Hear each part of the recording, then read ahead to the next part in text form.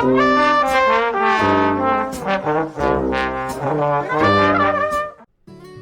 guys, welcome to The Kitchen. I'm your host, Dolores McChadden.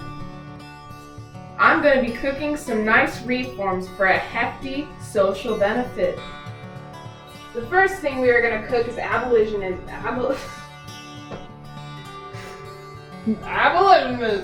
We're going to cook is abolitionism. First, we are going to grab our base for the reasons of abolitionism. And then let's get some white abolitionisms wanting to go to heaven, since in some religions, slavery was a sin. We got this from abolition.e2bn.org.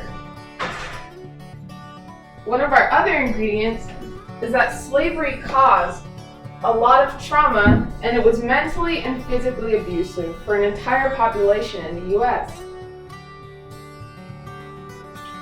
We are going to put these in a nice bowl of an extremely heavy topic.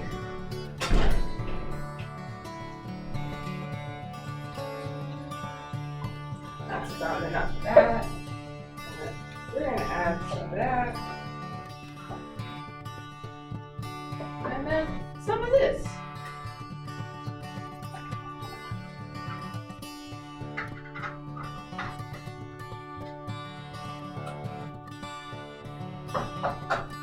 The next thing we're going to add to spice it up is the abolitionists that help abolitionism. Let me open up the cabinet and get William Lloyd Garrison.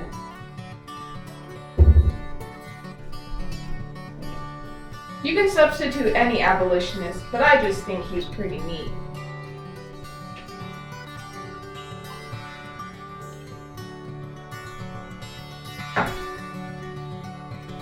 He wrote for a newspaper that showed the effects of slavery and how it really was behind the scenes. We are also going to add some Sojourner Truth. She saved a lot of slaves with the Underground Railroad and shared her story to a lot of people. And we got all this info at biography.org. Now, we're going to mix this a little bit and add nothing because it's fine the way it is. Now, we're going to put it in a pan and marinate it. And the reasons the South did not like this: they were fearful of losing their free labor, and they just didn't think there was anything wrong. That's in the pan now. This put a delay on abolitionism, and it was pretty bad.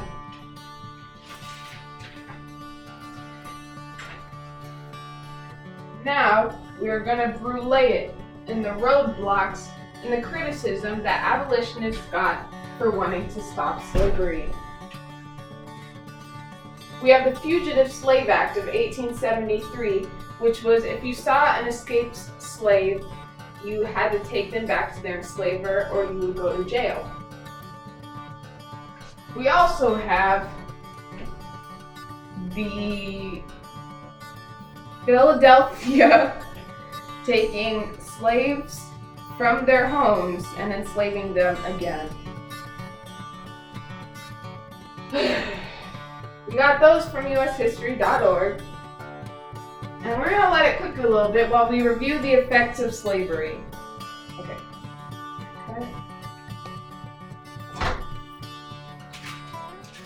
As you can see,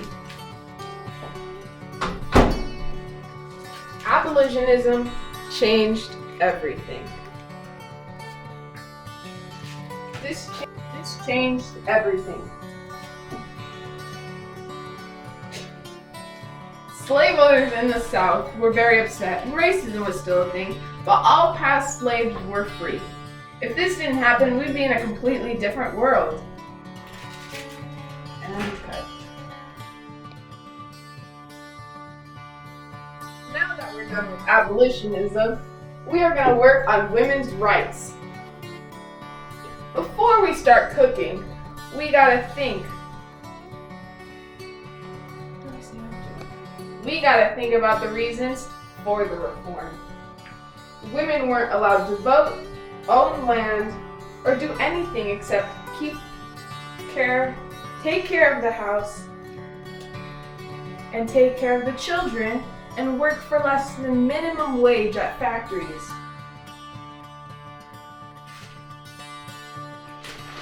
I just had to flip over my paper towel. Both of these reasons were given by strikingwomen.org. To start the recipe, we're going to need one of my favorite leaders in the women's protest. Emily Wilding Davison. For this recipe, she was one of the protesters. She protested and participated in the hunger strikes when women were put into prison for peacefully protesting.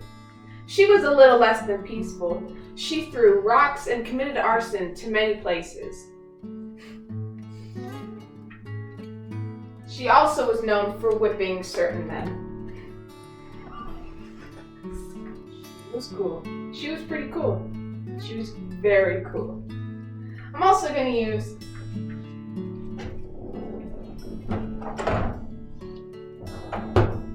Alice Paul.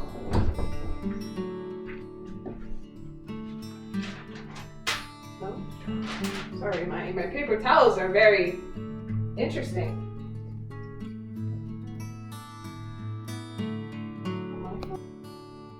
Alice Paul.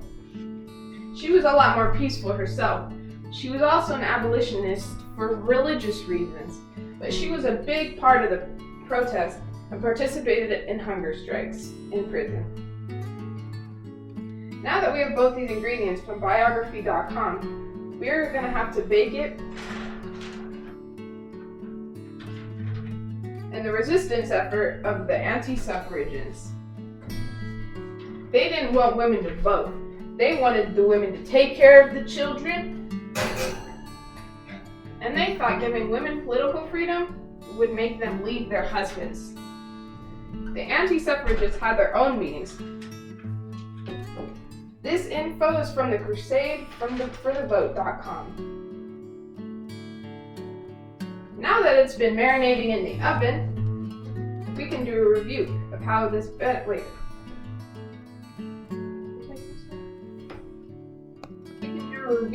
benefits us now. If those strong women wouldn't have done anything, women might still be having domestic jobs. And this changed a lot. When women were finally exercising their new right to vote,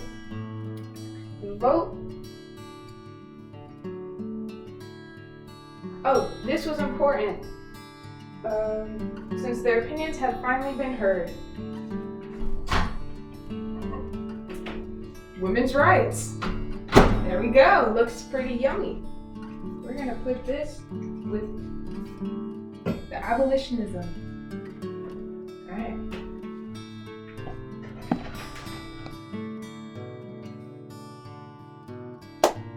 Finally, for our final dish, we are going to be cooking the mental hospital reform.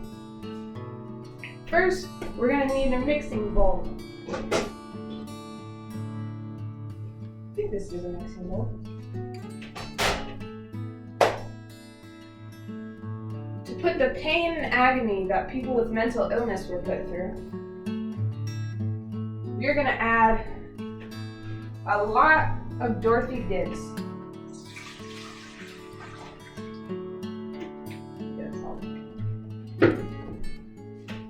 She was the main reason for the reform. She herself had dealt with the effects of mental illness in both of her parents and didn't want anyone to feel that way. So she established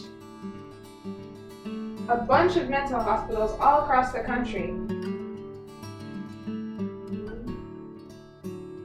Now that we've added her into the bowl, we need to add a dollop of the politicians that thought our mental health care system was perfect. And they didn't really care.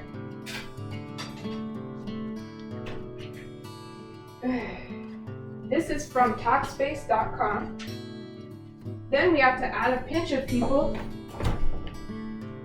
not knowing what actually happened behind the scenes and a lot of misinformation that was being spread. We also got this from Talkspace.com. This made the process go a lot slower since people in power didn't want to change anything. Dorothy had to talk to politicians and councils just for this change. She was overlooked because of what she was fighting for and the fact that she was a woman. Did I say a woman? She was a woman. We're going to pour this back into the smaller mixing bowl from ushistory.com. It's going to overflow. Cool. Finally, we're finished. After reviewing the hospital reform, we see how people were back then and how severely they were treated. We have the hospital asylum reform. And you can see the progress that we made and how important that was. We're finally done with our meal. Women's rights. I'm your host, Dorothy Dix, and thank you for joining me on The Kitchen. First thing we're going to start with, oh, I can't take it. Some very nice reforms.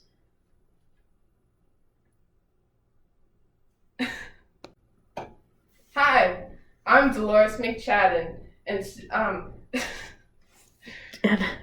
the first thing we're going to be cooking is the abolitionism. So what we're going to need, is a nice bowl to put the abolitionism in it.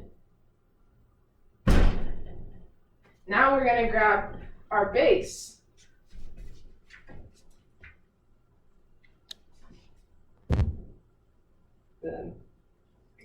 Now that it's marinated for a bit, we're going to put it in a pan.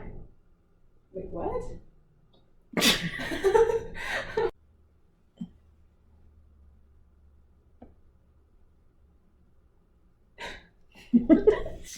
Changed a lot.